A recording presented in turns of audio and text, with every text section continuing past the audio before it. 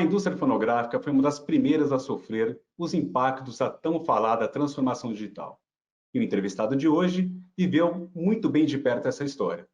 Com quase 40 anos de carreira no setor, ele foi engenheiro de som, produtor, diretor artístico, entre outras funções, em grandes grupos do setor, como Warner Music e EMI. Hoje eu converso com Paulo Junqueiro, presidente da Sony Music no Brasil. Paulo, é um prazer recebê-lo no Conexão CEO. Muito obrigado pela sua presença. Muito obrigado, eu é que agradeço. Um prazer estar aqui e tenho certeza que vai ser um bate-papo incrível.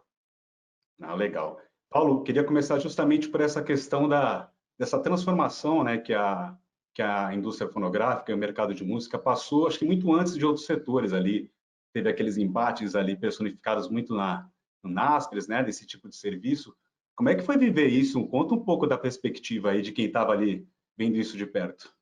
Para nós foi muito complicado quando chegou um fenômeno chamado internet, que ninguém sabia exatamente o que era e começou a ser uma forma até de comunicação e de uma fonte de informação, mas ninguém sabia quais eram as consequências de tudo isso. E nós começamos a viver um período onde vendíamos discos físicos, CDs, o vinil já tinha desaparecido quase, e chega um novo formato de troca de ficheiros entre computadores. Então, uma pessoa comprava um CD, ouvia uma música, e essa música era partilhada com dezenas, centenas, milhares de pessoas, grátis.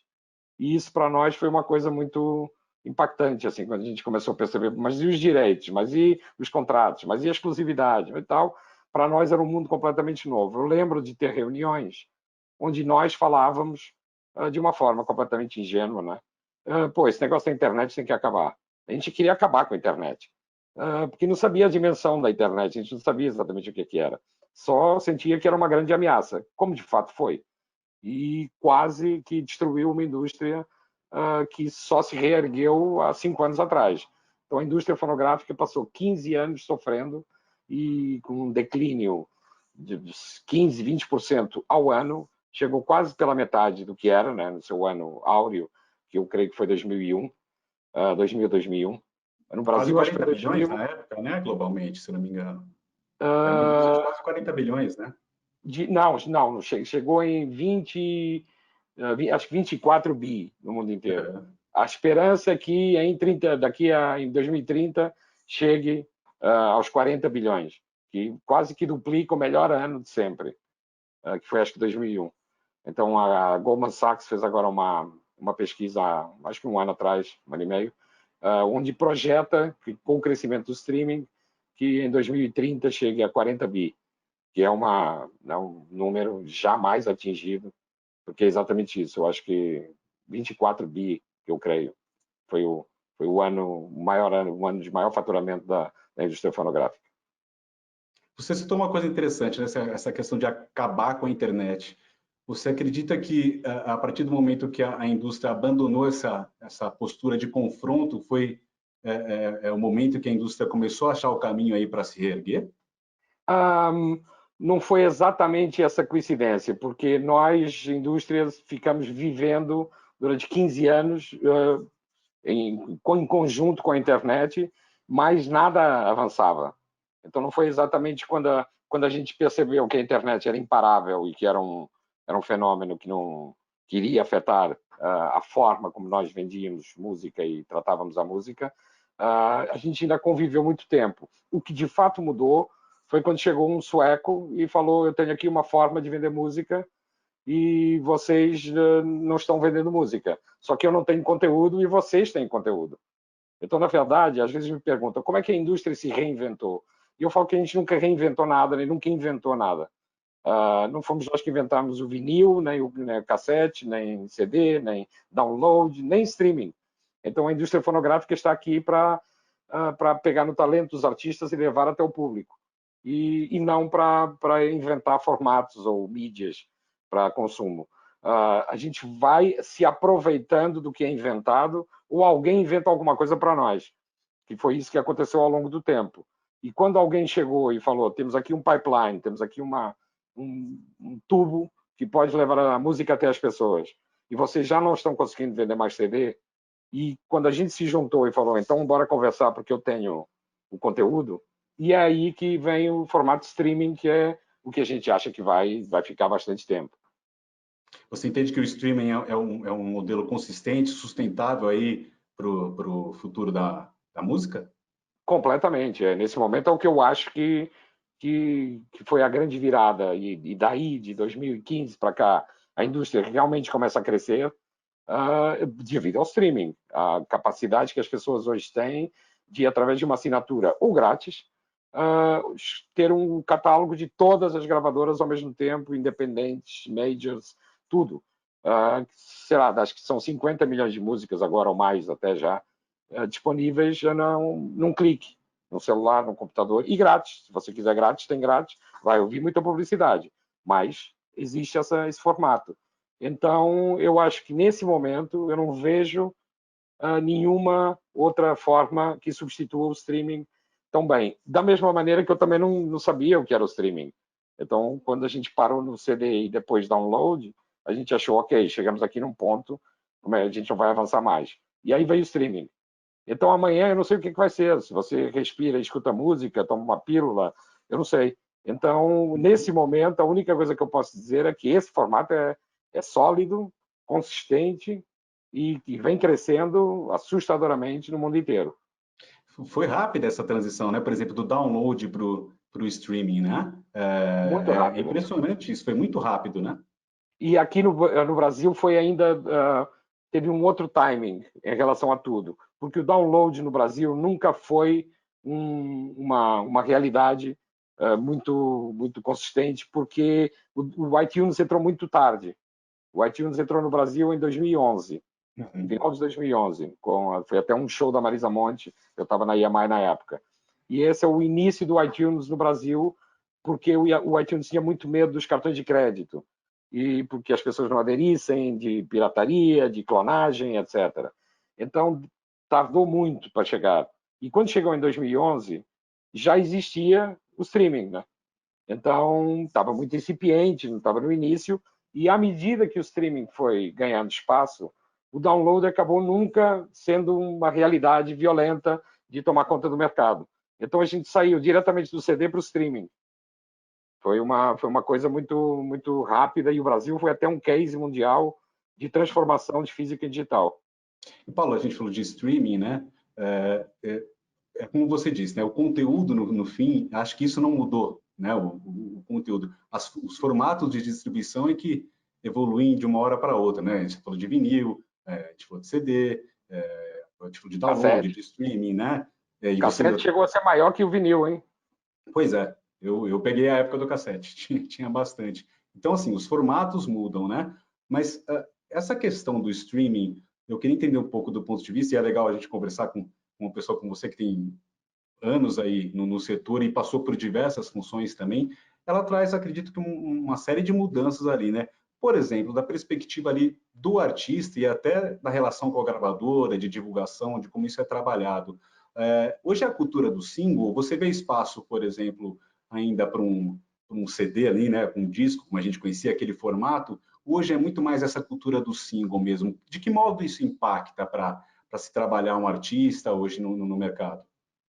Muito interessante essa pergunta, porque eu faço sempre uma comparação com os anos 50, Dos uh, compactos? dos compactos, né? Pois é, Então, eu também. o Elvis Presley assinou um contrato e ele gravou um single com duas canções, né? Lado A e lado B, outro single, um terceiro single e depois é que gravou um LP, porque já tinha 6 músicas gravadas, que já estavam relativamente provadas, e aí sim ele ganhou um LP. Da mesma maneira que, por exemplo, o primeiro disco do Caetano é meio a meio com a Gal Costa. Né? O lado A é Caetano e o Um lado B split é ali, Gal né? Costa, porque, pô, vamos apostar em 5 músicas para cada um.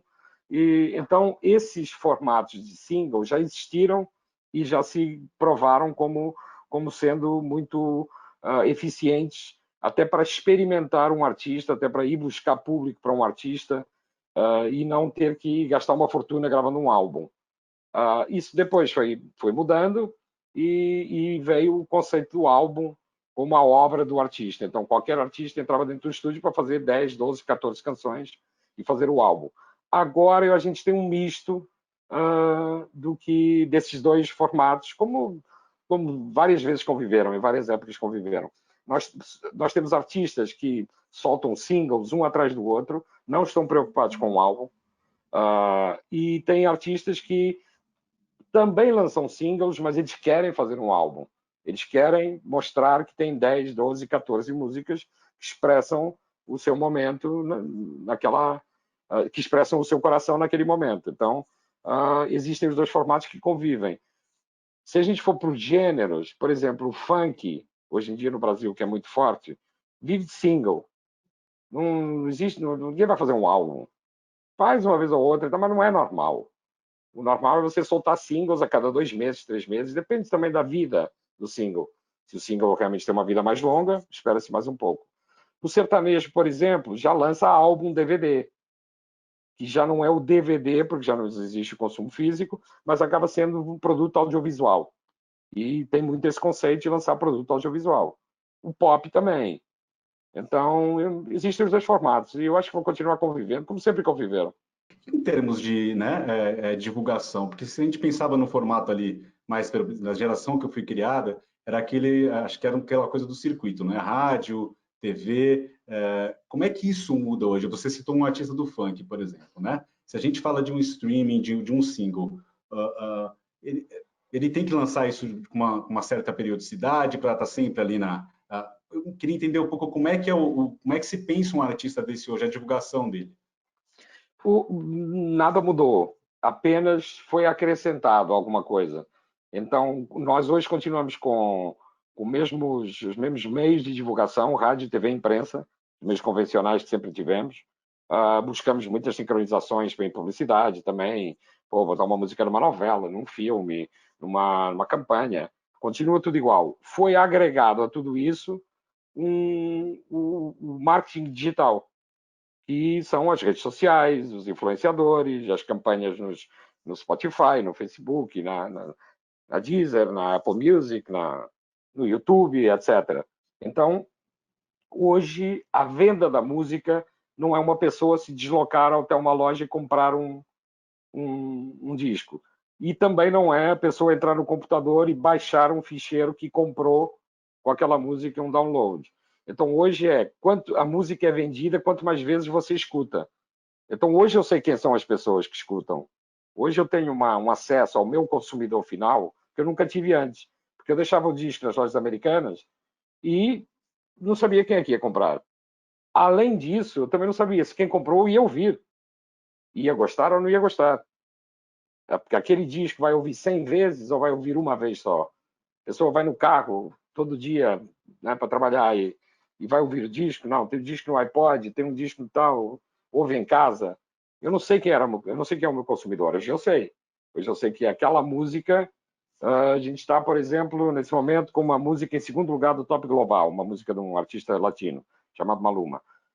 Ele ontem, né, no caso, porque eu li hoje, fez 5 milhões de streams ontem. Então eu sei que 5 milhões de vezes foi ouvida aquela música. E eu também já tenho algumas métricas que me dizem se aonde foi ouvida, por quem é que foi ouvida, etc, etc. Então, hoje o mundo é muito mais acessível, o mercado é muito mais acessível ao nosso conhecimento. Nós não tínhamos esse conhecimento. Você, aqui olhando mais como consumidor voraz de música, desde pequeno, a gente tinha muito aquela ideia ali na década de 80, de 90, que é a minha geração, da importância ali, da relevância de uma gravadora, né, para um artista, assim. Você acredita que isso mudou? Hoje uma gravadora tem menos peso? E, ao mesmo tempo, o que as gravadoras têm feito para se adaptar, para continuarem sendo relevantes para esse artista? As gravadoras, quando começaram a perder o poder, aliás, vou voltar um pouco até para explicar melhor, porque durante muitos e muitos anos, um estúdio de gravação era um lugar inacessível, de tão caro que era. Era $100 a hora, $120 a hora. Então, quem é que tinha poder para colocar um artista dentro de um estúdio? Uma gravadora. Então, o artista assinava com a gravadora para ter toda a estrutura de AIR, que a gente chama AIR, artistas e repertório, marketing, vendas, etc, etc. Então, o artista assinava e a gravadora ajudava a encontrar repertório, se fosse necessário, um produtor, um estúdio, etc, etc. Cuidava da vida toda do artista. A tecnologia mudou um pouco isso, porque os estúdios caseiros, hoje em dia, com o celular, você grava um disco. Então, você faz uma programação no computador, num programa grátis, inclusive. Aí você cria um beat, aí você, com o microfone do próprio celular, você grava uma voz e você grava uma música, vai para uma agregadora, sobe e está no mundo inteiro 24 horas depois. Então, essa tecnologia facilitou muito a criação e a gravação dos artistas. Aí começa a criar-se um mercado independente, que é muita gravação, que não era encomendada, digamos assim, pelas gravadoras, nem era cuidada pelas gravadoras, muita gravação solta que os artistas gravavam porque tinham acesso à gravação. Isso não significa qualidade. Isso significa que a pessoa consegue gravar. Não significa que consegue gravar uma boa música. E o mercado foi inundado de músicas, artistas potenciais, e isso deu uma crescida no mercado independente. Com toda a história da pirataria e o mercado fonográfico cair bastante, as gravadoras perderam poder e perderam profissionais. Então, reduziram muito. Uma gravadora como a Sony tinha 500 pessoas. Hoje tem 150. Apesar de que a gente está mais ou menos faturando a mesma coisa do que se faturava naquela época, porque realmente o digital tem outros custos. O mercado foi caindo, tal, os artistas independentes começaram a ganhar mais relevância, os escritórios dos empresários começaram a ganhar muito poder e muito dinheiro e começaram a ditar um pouco as regras do mercado junto com as gravadoras. Com agora o crescimento do streaming e realmente a volta das gravadoras para o cenário, as gravadoras, na verdade, continuam fazendo exatamente a mesma coisa que faziam, que é descobrir artistas, contratar artistas, desenvolver carreiras, ajudar o artista a chegar até o público. É isso. E nós voltamos a ter essa relevância que perdemos durante algum tempo, e hoje em dia a palavra que a gente mais fala é não. Porque hoje em dia todo mundo sente necessidade de ter uma gravadora. Porque nós temos a expertise, nós temos poder hoje em dia também, dinheiro, que os empresários também têm. Mas nós trabalhamos o nosso universo é muito maior do que você trabalhar 2 artistas, 3 artistas no escritório. Às vezes não compensa. Então, é muito melhor você ter um apoio de uma gravadora que tem um know-how e tem a capacidade de te ajudar a chegar mais longe do que você ficar trabalhando sozinho. Agora, você está desde 2015 aí à frente da Sony Music aqui no Brasil, né? De que forma, mesmo que você diga que o trabalho está igual, mas vocês tiveram algumas reformulações, né? Criaram algumas novas áreas, né? Você pode falar um pouquinho do que foi feito? Quando eu digo que o trabalho está igual, o grosso do trabalho está igual. A gente continua contratando artistas, desenvolvendo carreiras e entregando música para a essência, né? Agora, por dentro, como eu te falei há pouco, hoje em dia a gente tem um departamento de marketing muito maior do que tinha antes. Temos um departamento de AR muito maior, né, para ir buscar talento. Então, as coisas mudaram bastante. Dentro da Sony, hoje em dia, além de tudo, o que nós sempre tivemos e continuamos tendo, temos umas áreas que apareceram com esse novo mundo digital e com a necessidade de prestar serviços aos artistas. Então, a gente tem uma área que a gente chama de novos negócios, Business Development, que é uma área que cuida de show, porque tem artistas que nós temos direitos para fazer shows, cuida das marcas, de buscar patrocínios com marcas e tentar sincronizações com filmes e novelas e publicidade, que isso já tinha, mas está tudo dentro da área do Business Development. Criamos também um guarda-chuva chamado Filter. O Filter é uma comunidade que começou sendo uma curadoria de playlists. As 3 grandes gravadoras majors, né, multinacionais, Sony, Warner e Universal, cada uma tem a sua curadoria de playlists dentro das plataformas. E a nossa chama-se Filter. A Universal tem outro nome, a Warner tem outro nome. Então, o Filter começa por aí, sendo essa curadoria onde nós botamos as nossas playlists e, no fundo, é uma forma de nós divulgarmos a nossa música também dentro da plataforma. Então, se você for associado ao Filter, se você entrar na comunidade Filter, você vai ver todas as playlists de sertanejo, de pop, de funk, de catálogo, MPB, etc, etc, etc. Que nós fazemos essa curadoria.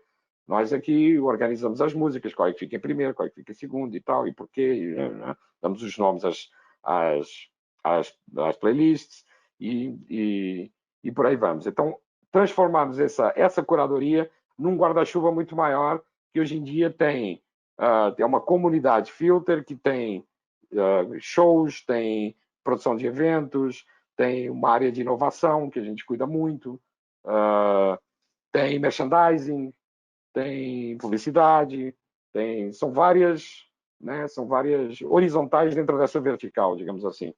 E isso é uma grande inovação também. Nós temos, por exemplo, um departamento criativo dentro da gravadora, que não tínhamos. Nós acessávamos ou designers ou agências de publicidade e tal. Nós fazemos tudo dentro de casa. Nós fazemos as nossas páginas da web, nós fazemos os nossos banners para as plataformas, nós criamos os nossos filmes, nós fazemos tudo dentro de casa. Então, isso também é uma outra área nova. E temos um estúdio de gravação, por exemplo, dentro do escritório, ali na Torre do Rio Sul, que a gente teve que fazer uma obra, que a gente já estava ali há um tempo e precisava dar uma reformada no escritório, e eu aproveitei e né, conseguimos botar um estúdio de gravação dentro da gravadora, que era uma coisa que existia muito nos anos 60, 70, 80, e que se perdeu. E agora é um estúdio pequeno, não dá para gravar orquestras, mas dá para gravar um disco ali, tranquilo. E dá para filmar também, é um estúdio de áudio e vídeo. Temos uma parede de croma, e essa é uma das coisas que eu mais gosto, porque eu venho daí, né? Então, ter um estúdio dentro de casa, para mim, é um luxo. Vocês, nessa transição, vocês também, se eu não me engano, terceirizaram, vocês internalizaram muita coisa, né, como você disse, mas também terceirizaram ali a parte de mídia física, né, do negócio físico, não foi isso? Exatamente. Isso aí foi uma revolução um pouco, né, não digo estranha, mas foi assim, colegas meus fora do Brasil, de outras companhias, olharam assim meio estranho, porque nós, eu cheguei em 2015. Em 2015, a gente já estava perdendo dinheiro com físico, com mundo físico. E o mercado já estava quase 60-40, grosso modo. O ano, fechou o ano 60-40. Quando eu cheguei em abril, ainda estava ali 50-50, talvez até o físico um pouco acima do digital. Mas aquilo que nós víamos e sentíamos ali por análises financeiras e de mercado e da projeção que o digital estava tendo, e eu vinha de Portugal, né? Eu dirigi a Sony em Portugal e fui para a Sony Brasil, vim para a Sony Brasil. E eu já sabia o Spotify, que já era uma realidade. A Apple Music não tinha começado ainda, a Deezer já era muito forte na França e aqui em Portugal também, lá em Portugal. E aí eu, muito também impulsionado pelo meu CEO hoje em dia, que é o Wilson, que na época era diretor financeiro, ele me mostrou ali, quase que por A mais B, se a gente continuasse na venda física, com a estrutura que tínhamos, a gente ia perder uns 3 ou 4 milhões de dólares naquele ano. Então, quando eu cheguei em 2015, a gente começou a fazer uma análise do que estava acontecendo, começamos a preparar o terreno para licenciar a venda física, porque já, de alguma maneira, já era licenciada, porque a nossa fábrica, a fábrica que produzia os nossos discos, em Manaus, já fazia a distribuição dos nossos discos. Nós tínhamos um departamento de venda, departamento comercial, que ia para a rua vender disco, normal, como qualquer produto, mas a própria fábrica que manufaturava o nosso produto já fazia a distribuição. E eles criaram também um corpo de venda. Então, criaram um departamento de venda e quando nós começamos a negociar, nós licenciamos a venda física à fábrica, à Rimo. E assim foi até o mundo físico acabar, basicamente. Já está menos de 1% hoje em dia no Brasil. Então, nós fomos, junto com a Warner, que também fez esse movimento até antes de nós, mas a Warner é muito menor do que nós. Né? Então, das duas grandes gravadoras, que têm mais de 30% cada uma do mercado, nós fomos os primeiros a avançar com essa licenciamento da venda física, que se provou ser a melhor coisa. Tanto que 2 anos depois a gente estava explicando para os meus colegas que tinham me criticado como é que a gente fez. porque eles estavam, pô, preciso fazer o mesmo. Falei, já vai atrasado, mas por quê? Porque 2 anos ou 3 depois, já não tem mais ninguém que queira licenciar. O mundo físico já está, tirando alguns países, Japão ainda é 50-50. A Espanha deve ser 80-20, Portugal também, a França não sei, talvez um pouco mais. A Alemanha ainda deve ter uns 60-40, 60 digital e 40 físico. Então, a Inglaterra ainda tem, os Estados Unidos já nem tanto. Mas ainda tem muitos países onde a venda física ainda significa. Mas nós, no Brasil, a gente já percebia que não vai rolar. Então, foi um movimento que fizemos que nos ajudou muito. Mas não basta só você licenciar o produto físico e falar, agora quem vende é a Rimo. Há que mudar a cabeça das pessoas dentro da companhia. Há que mudar a companhia também. E reestruturar a companhia e botar a companhia com um mindset de digital. Você falou daquela questão dos dados, né? Que eu achei bem interessante ali. Quando você fala que você sabe quantas pessoas ouviram determinada música, e que você tem acesso ali pelo streaming, né? Vocês conseguem fazer um pouco a partir disso, né? Até dentro dessa visão Que bom que você mais perguntou isso. digital. Que bom que você perguntou isso, porque eu já estava esquecendo do nosso time de BI, que a gente chama BI, né? Business Intelligence, que de fato são umas meninas espetaculares, que nos indicam tudo o que está acontecendo de dados. Não apenas fazem essa análise, essa busca e análise, como trituram aquilo tudo e já nos entregam tudo digerido. Isso é fundamental. Então, por exemplo, vou te dar um exemplo nós contratamos um artista há mais de um ano, chamado Barões da Pisadinha, que hoje em dia é um dos maiores artistas do Brasil, um dos artistas mais escutados. Eles chegaram até nós através do BI, porque o departamento de BI detectou que um artista que a gente nunca tinha ouvido falar tinha 40 músicas no top 5.000 que nós recebemos, e essas 40 músicas representavam 2% do top 5 de 5.000 canções de streaming. E nós fomos e ouvimos, claro. Aí o segundo passo é ouvir, gostar, entender, podemos ajudar, e nos aproximamos, contratamos e hoje em dia está explodido. Essa questão, até voltando um pouquinho da iniciativa que vocês, todas essas reestruturações ali por dentro, né, que vocês fizeram, isso foi uma coisa da Sony Brasil? Vocês tiveram iniciativas aqui a parte do grupo, ou isso foi um movimento mesmo ali global da Sony Music? Como é que isso funciona? Não, foi exclusivamente do Brasil. Nós pertencemos a uma região, a Sony Mundial, a Sony Music, né? Porque existem várias Sonys, a Sony PlayStation, a Sony Equipamentos, né? A Sony Electronics, a Sony Publishing, a Sony Pictures e a Sony Music. A Sony Music pertence a uma região chamada Latiniberia. São 4 grandes regiões do mundo da Sony Music. Europa, Estados Unidos é uma região só, de tão grande que é. Ásia-Pacífico, que é toda a parte da Ásia, e ali Singapura, Hong Kong, etc., China, Japão. E temos a Latiniberia, que é a América Latina e Península Ibérica. Então, a gente é do México para baixo e Portugal e Espanha. Pertence a essa região. E essas regiões têm bastante autonomia e os países dentro das regiões também têm bastante autonomia. Então, eu tenho objetivos, eu tenho que entregar um budget, eu tenho que ter o meu market share, etc., etc., mas o caminho que a companhia toma em cada país é decidido pelo time que está lá. Até porque cada país é um país. Então, a necessidade que nós tivemos de fazer essas reestruturações e seguir um outro caminho foi uma coisa que nós sentimos, Brasil, e que os resultados não estavam bons, e foi uma necessidade muito, muito nossa. E tomamos essa iniciativa, fizemos, deu certo, e hoje em dia estamos até exportando algumas ideias que a gente criou. Você pode citar algumas dessas ideias? Por exemplo, um sistema que nós temos de monitoramento de faixas de investimento.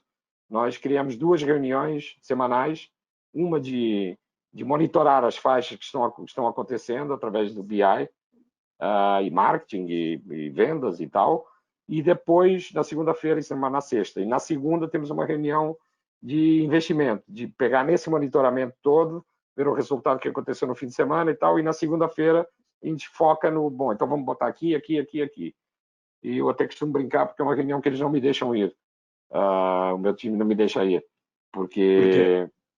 Porque eu puxo muito a música e a canção. E aquilo não é para falar da música e da canção. Aquilo é para falar da oportunidade do que está acontecendo. Então, tem músicas que eu falo, pô, mas essa música é incrível. É incrível, mas ainda não está performando. Daqui a pouco vai performar. Então, não é o foco agora.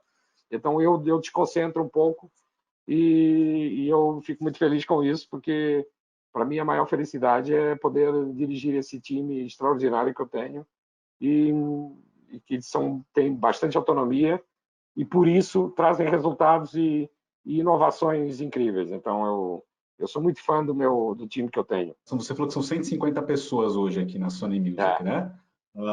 Em termos ali, por exemplo, quando você entrou, a Sony seguia um pouco a tendência do mercado, que você falou ali de 60 a 40, né? O digital, né? E o sim. físico. E como é que é hoje? Você falou que a Sony é menor ali em tamanho e estrutura, mas o resultado é igual ou até melhor? E você pode dar algum número? A gente consegue ter Não, eu algum estava factor? comparando com os anos 90, né? Tá, tá. Mas em E relação ali a 2015, como é que, se a gente comparar em a operação daquela 2015, época? o mercado praticamente dobrou. O mercado era mais ou menos 500 milhões de dólares e está em 900 e alguma coisa. Esse ano de 2020, eu acho que a gente passa um bilhão de reais. Então praticamente dobrou, e as companhias também, mas é tudo proporcional, né? Porque a gente tem mais ou Uhum. menos o mesmo market share. Ganha 2%, perde 1%, perde meio e tal. Que é muita coisa. Estou falando aqui meio por cento e 1%, mas no mercado de 1% são 10 milhões, né? De reais, é muito dinheiro. Então, quando você ganha 1% de market share, você ganha 10 milhões a mais, né? Do que você esperava. Então, basicamente é o crescimento do mercado e o nosso crescimento dentro do mercado. Nós vimos ganhando market share ao longo dos anos, devagarinho, queremos mais, e o crescimento exponencial do mercado, que está crescendo 30% ao ano, basicamente. Esse ano, inclusive. Brasil e América Latina, nessa virada aí para o digital, para o streaming, é um pouco mais, a impressão que eu tenho, pelo menos de alguns dados que eu vi, é um pouco mais acelerado do que se for comparar global, o número do global, né? E também chegou mais tarde. Então, existem muitas oportunidades agora que está começando a crescer o streaming. Se você for, por exemplo, para a Espanha, que é uma realidade que eu conheço, o streaming já está bastante solidificado, já não vai crescer exponencialmente, que nem no Brasil.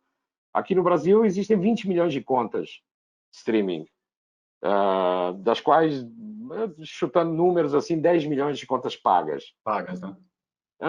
Quando a gente chegar em 10% de contas pagas, que não é nada, é muito, muito pouco. São 20 milhões, é o dobro do que a gente tem agora. Então, a nossa capacidade de crescimento no Brasil é no céu o limite.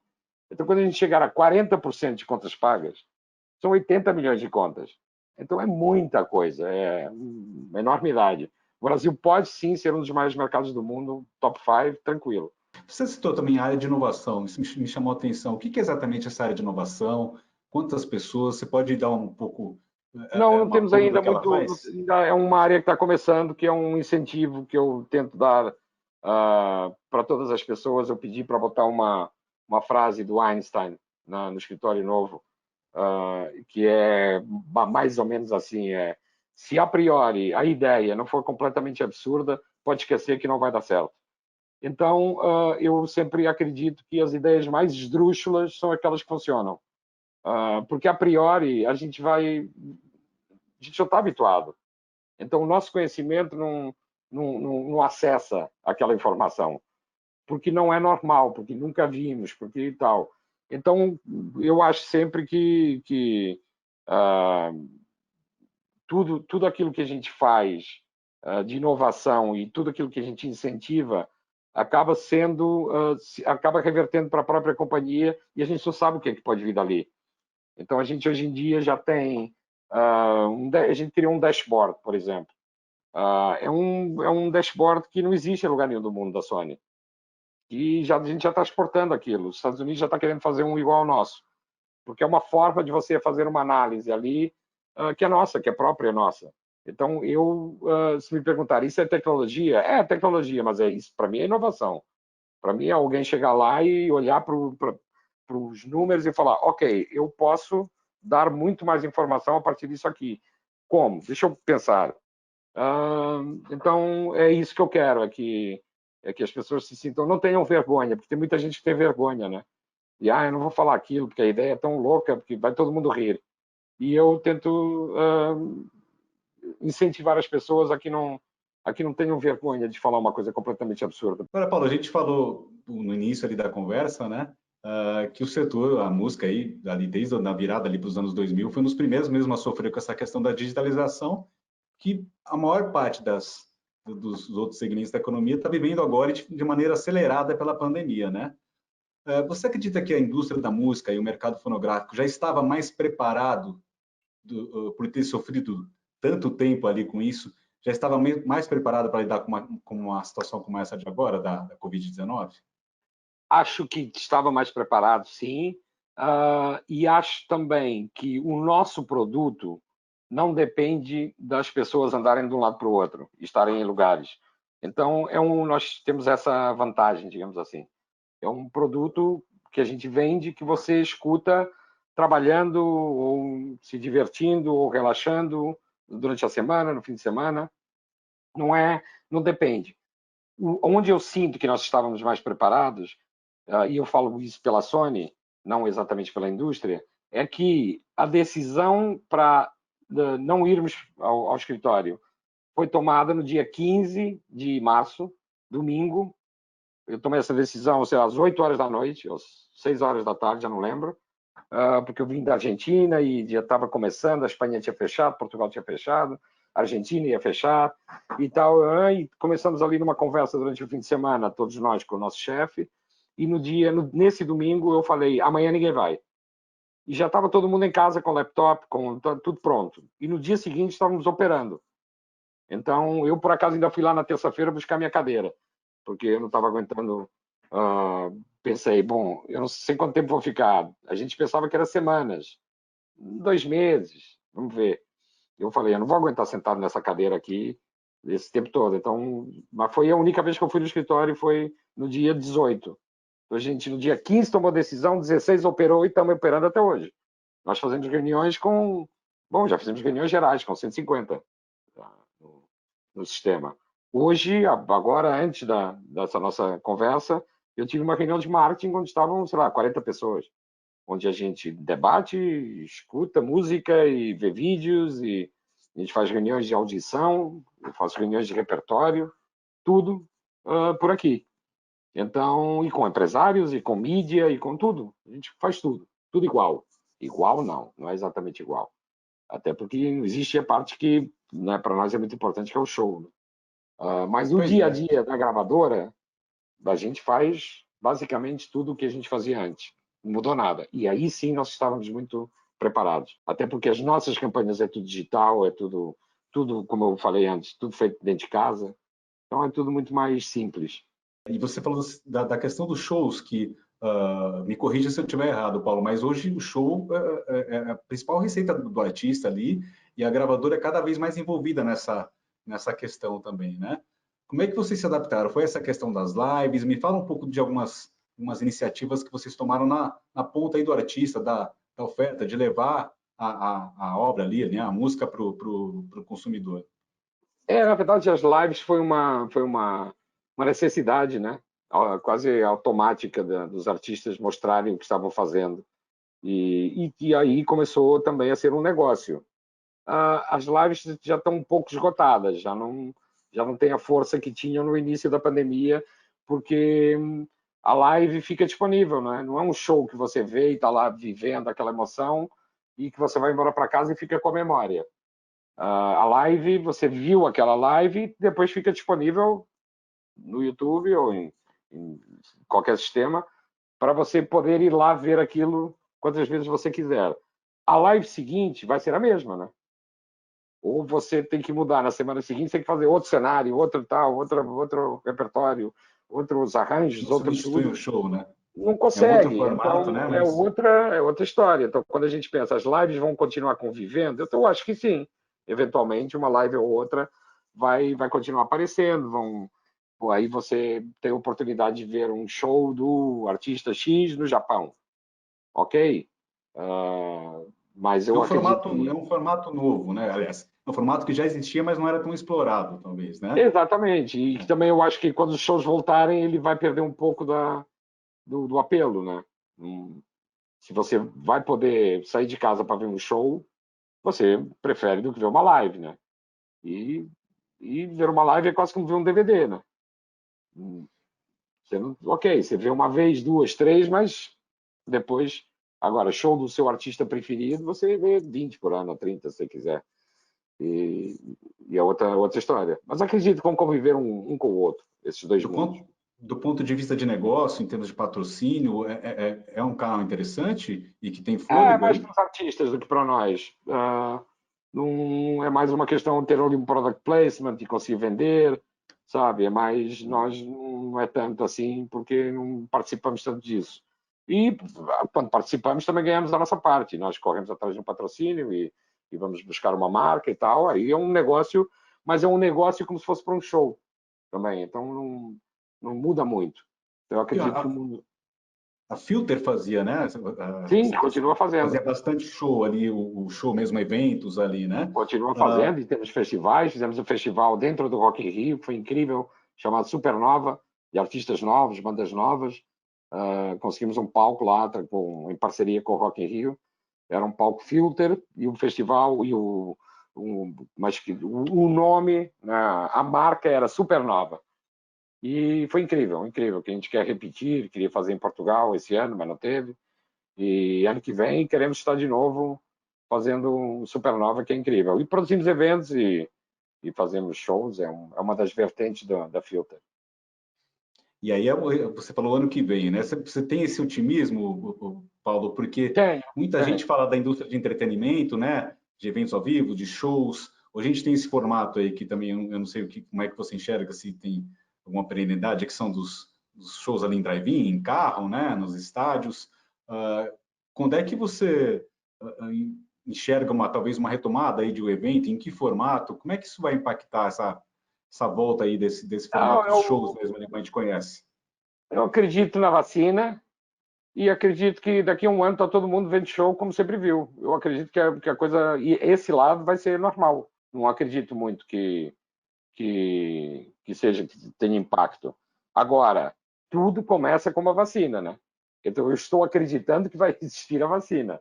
Mas a Sony, além dessa questão das lives, a Sony fez alguns lançamentos aí, né? Por exemplo, o canal do Filter no YouTube mesmo, né? Foi uma das coisas que vocês lançaram durante a Sim, sim, pandemia, sim. né? Temos agora, exatamente isso. Temos um canal no YouTube onde lançamos conteúdos diariamente. Convido todo mundo a ir lá, ver o nosso canal Filter dentro do YouTube. Nós lançamos conteúdos exclusivos diariamente. Uma forma de promoção dos artistas e também de negócio. E já era um projeto isso, ou isso surgiu com a. O Filter foi aumentando, o Filter foi crescendo, crescendo. E eu acho que eu também ali também de novo me repetindo, o céu é o limite. O Filter é um guarda-chuva que abarca muita coisa, tudo que muita coisa que criativa, muitas iniciativas que todos nós possamos ter, áreas de negócios. Um guarda-chuva incrível. E o que você pode falar em termos de próximos planos aí, Paulo, da Sony Music aqui no Brasil? Você pode dar alguma pitada aí do que vem pela frente? Eu tenho muita vontade e ambição de que a Sony seja exatamente uma companhia magnética, né? Que os artistas pensem na Sony em primeiro lugar, que a mídia pense na Sony e que nós consigamos realmente ser a casa dos artistas, que é para isso que eu acho que a gente serve, para trazer os artistas para dentro da nossa casa, quando eles se sintam bem, para que depois eles cheguem no público e no maior número de público possível. Eu acho que eu tenho muita vontade de ter um festival grande da Sony Music. Acho que existe uma possibilidade também enorme num projeto que a gente está trabalhando, chamado One Sony. One Sony é juntar todas as 5 Sonys e criar projetos através das 5 Sonys em sinergia. Então, eu repito, Sony Music, Sony Publishing, Sony PlayStation, Sony Electronics e Sony Pictures. E tem os canais de televisão, o Sony Channel e o AXN. E também estamos trabalhando nesse projeto, One Sony. Por exemplo, o lançamento da PS5 esse ano, nós estamos envolvidos também. Não posso falar mais nada, mas nós estamos envolvidos, nós, Sony Music, Essa estamos parte de games envolvidos. é forte, né? Porque a Sony, se não me engano, tem uma participação na Epic também, né? A Da Epic é uma label Fortnite. da Sony.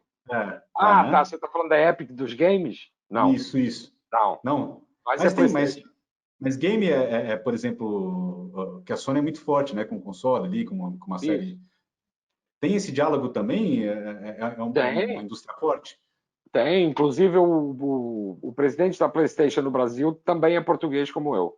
Uhum. Então, a gente já se conhecia de Portugal e tal, e agora intensificamos um pouco a relação e estamos trabalhando aí para fazer coisas juntos. Quem sabe um artista virtual, E por esse exemplo. projeto ONU Sony é Brasil ou é global e vocês estão inseridos? É global, mas cada Global. um vai tocando. Não existem guidelines. Existe só queremos One Sony e aí agora em cada país cada um que se vire. Então E, nós estamos já trabalhando já nisso há meses já. A gente começou as reuniões há pouco tempo. Temos agora uma perspectiva de lançamento da PlayStation onde podemos colaborar uns com os outros. E os times estão trabalhando muito perto para entender qual é o pipeline de cada um. Então, o que é que a gente, os lançamentos, os prazos, o que a gente faz, como é que a gente pode juntar, sei lá, é aquilo que outro dia a gente fez uma apresentação durante uma semana, durante 2 horas, segunda a quinta, de cada dia uma Sony se apresentava para todas as outras. Então, estavam centenas de pessoas na call. E é isso, é termos a gente conseguir ter alguma sinergia forte. Eu brinquei que não é nada de inédito, que nós temos toda a capacidade de fazer um artista virtual, tecnologicamente virtual, um artista que não existe fisicamente, né? Criado pela parte da tecnologia, PlayStation, etc., junto com a Sony Electronics, que pode nos ajudar, com músicas da Sony Publishing, gravado na Sony Music, divulgado na Sony Pictures. Então, já existe um artista chinês, japonês, virtual. Tem uma figura feminina, uma artista mulher, né, boneco, né? Não é um holograma sequer, é um artista virtual mesmo. É uma ideia, por exemplo, do que pode vir por aí. Paulo, fala um pouquinho de você também, né? Você é português de Mas Coimbra, né? eu Mais de nasci em você, Coimbra. nasceu em Coimbra. Como é que a música entrou na tua história? Era uma coisa já desde pequeno? Você já pensava em trabalhar isso profissionalmente ou a vida foi te levando para isso? Eu sempre adorei música, sempre amei música. Mas como consumidor, nunca levei jeito para tocar nenhum instrumento, nunca, sempre quis, tive essa vontade, mas não rolou. E na verdade eu não levava jeito para nada, esse era um dos problemas que eu tinha. Então eu não me via em lugar nenhum fazendo nada, nem medicina, nem arquitetura, nem direito, nem nada. E meu pai era advogado, meu irmão era advogado. E eu achei, então vou para direito também, mas por uma questão assim de, sei lá, não tenho vontade de nada. Só que eu não consegui entrar em direito, não tive nota para entrar em direito. E a minha segunda opção era filosofia, e eu detestei filosofia. Acho que foi uma aula só. E nunca mais voltei. E a vida acabou me empurrando para a música através de uma história, né, não vou contar que é longa, mas foi a minha irmã, que era amiga da namorada de um cara que trabalhava no estúdio. E um dia em conversa, meu irmão gosta muito de música. Estou precisando de um assistente lá. E éramos da mesma idade. Éramos e somos. E o Jorge, esse cara, quando nos conhecemos, ficamos amigos, ele me levou no diretor do estúdio e falou, ele podia ser estagiário aqui. E eu comecei a fazer um estágio no estúdio de gravação, como assistente de estúdio. Então, era um estágio de 6 meses, salário mínimo, e eu era assistente de estúdio naquela época, em 81, que foi quando eu comecei. que é que fazia um assistente de estúdio? Montava microfone, enrolava cabo, limpava cinzeiro, limpava a cabeça da máquina, trocava fita, ia pegar sanduíche. Era isso que eu fazia quando eu tinha exatamente 21 anos. E aí eu me encantei por esse mundo da gravação e da técnica. Eu era completamente avesso a qualquer coisa de tecnológica. Eu não tinha eletrônica. O máximo que eu trocava era uma lâmpada, não fazia mais nada. E eu tinha medo da tomada, não sabia exatamente o que estava ali. E, e eu acabei, né, através da paixão que eu tenho pela música, me encantando com esse mundo da gravação.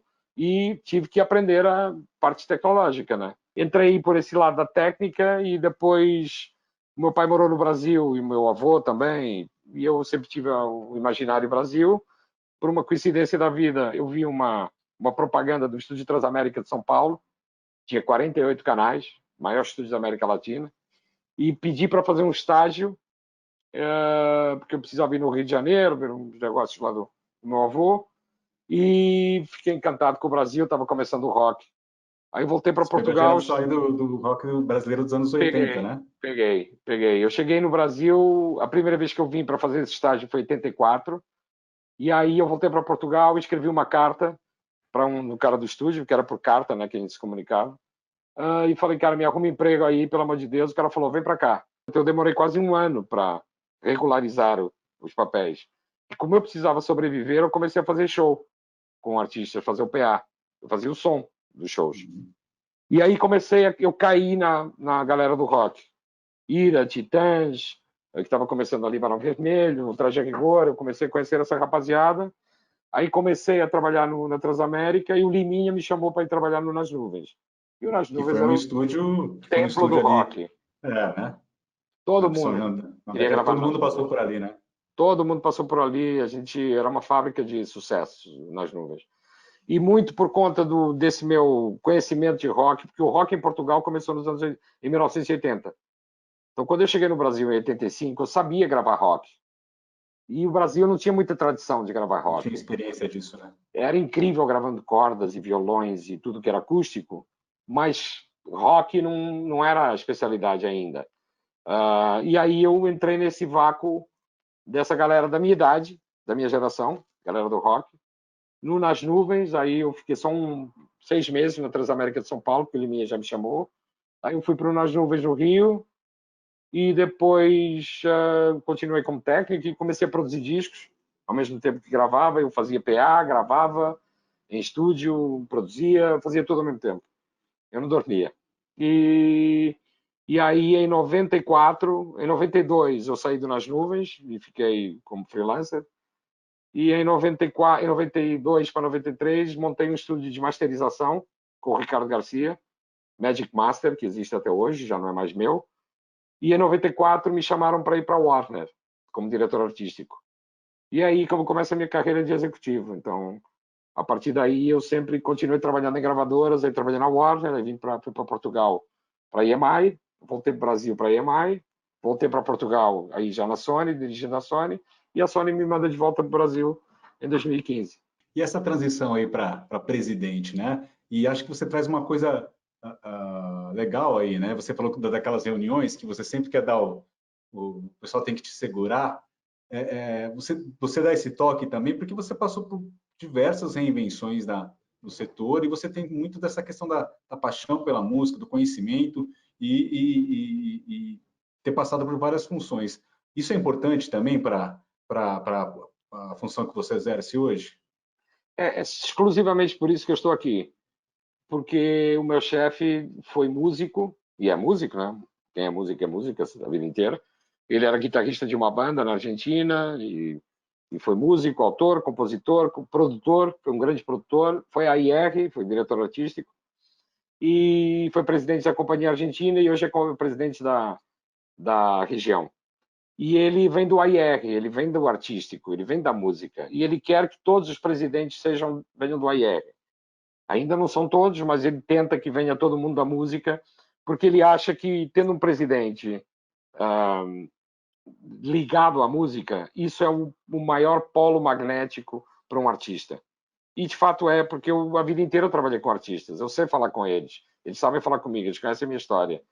Então, quando eu chego para um artista, eu falo, eu produzi Ira, e Barão Vermelho, e Titãs, e tal, e Asa de Águia também, e trabalhei, mixei o disco da Daniela Mercury, e trabalhei com Gilberto Gil e ganhei um Grammy, e tal. Os artistas já falam, opa, esse cara aqui sabe. O resto vem por inerência, digamos assim. A capacidade que você tem de liderança, alguma capacidade de gestão que você tem que ter, de números, mas principalmente eu acho que é mais de talvez de formar equipes. Isso eu aprendi ainda na época que eu era diretor artístico e depois na IEMAI, na época do Marcelo Castelo Branco, eu fiquei com a IR e marketing, então eu tinha uma equipe grande. Então aí você vai aprendendo a liderar equipes e a motivar as equipes e a usufruir o melhor que uma equipe pode te dar. Por isso que eu falei no início da nossa conversa e repito, eu hoje sinto que tenho realmente o melhor time do Brasil de uma companhia. Pô, e não, eu não sinto apenas, os resultados estão aí, né? Somos primeiro lugar e disparado. Então, eu acho que esse, eu nem sei como dizer, acho que esse carinho pela gestão que eu fui ganhando ao longo do tempo é muito importante hoje em dia, até estrategicamente. Mas o que eu acho que eu sei fazer é aglutinar pessoas e jogar xadrez. Né? De essa pessoa nesse lugar, tira daqui, bota ali, faz assim e tal, e tudo vai funcionar. Às vezes eu erro também, obviamente. Mas eu acho que é um pouco isso, é a capacidade que eu tenho e o conhecimento que eu tenho de música com alguma experiência e algum conhecimento de gestão que tem dado certo e um time inacreditável. E muita sorte a mistura, hein? Legal, a gente está chegando ao fim do programa. Queria agradecer muito aí a conversa, a sua participação, viu, Paulo? Eu é que agradeço, muito obrigado. Estou aqui à disposição. Qualquer dúvida, voltem a me contactar. E Legal, entrem no filter do YouTube. legal. Muito obrigado. E obrigado a Obrigado, eu que você, agradeço.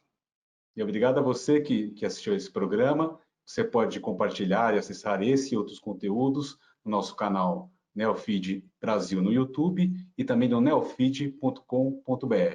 Um abraço e até o outro programa.